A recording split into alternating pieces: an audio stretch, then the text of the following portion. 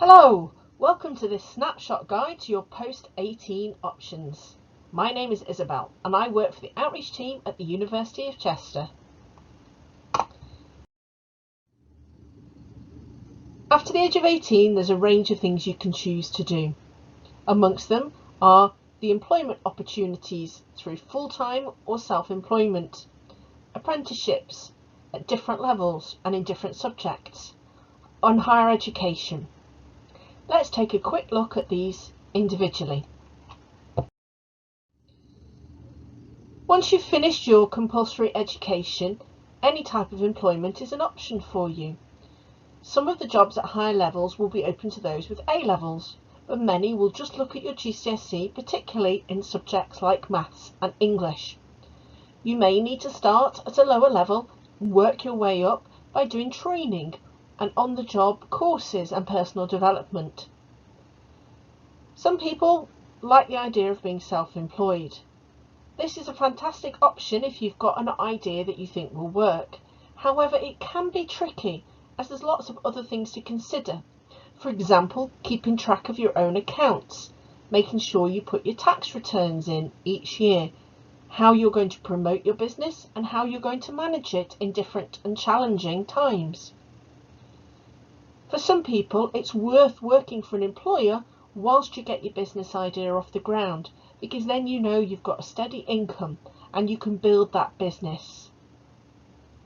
Be aware that for employment opportunities you might need to commute or move. It is going to be a difficult job market at the moment and there will be some support for young people going into employment, but bear in mind that you will need to have multiple options and do quite a lot of research. Apprenticeships are another option for you. Most apprenticeships at this level would require you to work and to learn at the same time. Higher and advanced apprenticeships may well require you to have a BTEC level 3 or A levels or a previous MVQ gained through an apprenticeship to get onto. You will be employed and gaining a specific wage based on an apprenticeship contract and learning your job as you go. There's many areas to choose from, so have a look at the National Apprenticeship websites, but remember to start exploring in good time, as some start taking applications several months in advance of the end of your school year. Apprenticeships can be a good option if you know exactly what you want to do and they're available in that field, and perhaps you've had enough of studying full time. Bear in mind though that not all career areas will be available in all locations, and not all careers offer apprenticeships. For some people, you're looking at the potential of doing what we call a degree apprenticeship. So this is a higher level again, combining your full-time paid work with part-time university study. You will get paid and you'll be learning, so you'll get the access to university resources and to the expertise, and the employer and the university work together to ensure that the study is flexible around your employer's needs. However, you will be working pretty much full time. You'll gain the experience that will support your learning and the on-the-job training. However, it can be quite a challenge to balance both study and work, so bear that in mind. Again, not all jobs will offer this as an option and it won't be available in all areas, so you may need to be prepared to move or to look at other routes into your career choice. Just to put it out there that a higher apprenticeship will be at levels 4 to 5, so just above your college courses like your A levels. Again, it will be delivered by an employer, but it will tend to be a further education college or training provider who offers the training support for a higher apprenticeship. However, you can top it up to a degree level at a university, or you might go in straight to that degree level or above. Some people will do master's degrees as apprenticeships now.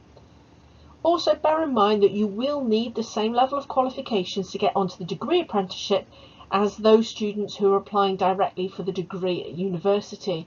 So it's not going to be an option that has a lower entry requirement. For some people, the degree apprenticeship is a fantastic opportunity to get out there into the workplace and really become equipped with the skills that will allow you to progress in the industry of your choice, you will get the best combination of both options. But bear in mind that it has to be the right option for you, and it doesn't suit everybody. Some people will choose to take what we call a gap year. For some people, a gap year is an extended period of time where you're not in education and you're just working. But a proper gap year where you defer university place means that you will still go to university the following year, but you will build a year full of voluntary work, travel and other opportunities. A good gap year is one that is planned and that you don't waste your time. Think carefully about what you want to achieve or experience and why you're doing it. There are lots of companies that offer support for opportunities both in the UK and abroad. For example, building schools in poor communities, offering language support in areas, helping rebuild after disasters. At the moment, there are more restrictions, so you will need to be very careful if you're making this choice to make sure it is something you can do.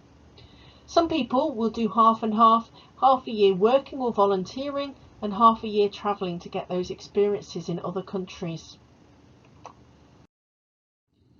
And then, of course, a lot of people at 18 and older will choose to go to university to study higher education.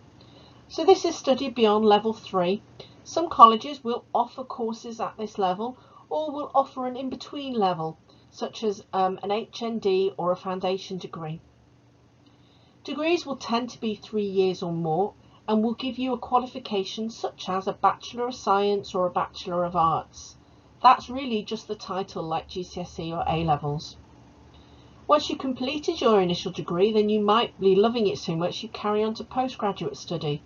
Or you might work and do that at a later stage. I know several colleagues who are currently working towards Masters or PhDs.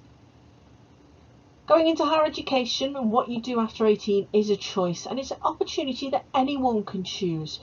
You don't need to be the cleverest. You don't need to be the richest. It is a choice, and for some people, it won't be the choice you make if you don't need to go for the job you want. For other people, it's just a case of finding the right course at the right grades. So there's lots of things you can consider, and the earlier you start looking, the easier it will be to form your path. But remember, you're thinking about which is the right option for you.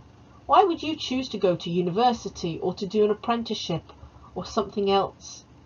What is your path to the future? Take this opportunity to start to do some research and ask questions to find out more about what is available to you. Thank you for listening, and we hope this talk has been useful.